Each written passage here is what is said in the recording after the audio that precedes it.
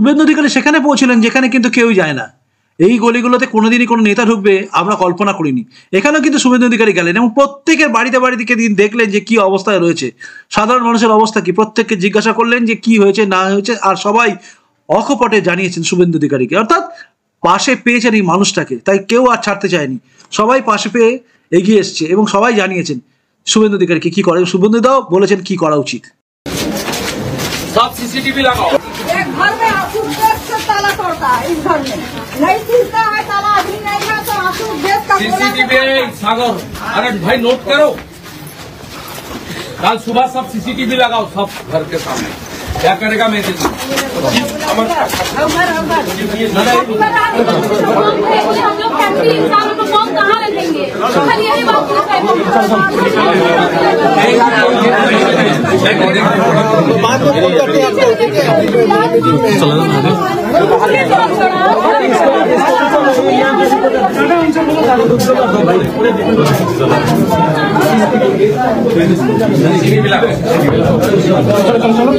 CCTV लगाओ, CCTV भेज रहा हूँ। आगे चलिए चलो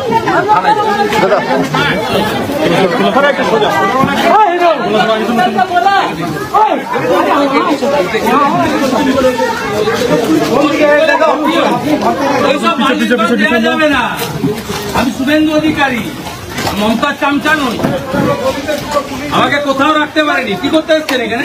ঘর ভাঙতে, গরিব লোকের ঘর ভাঙতে।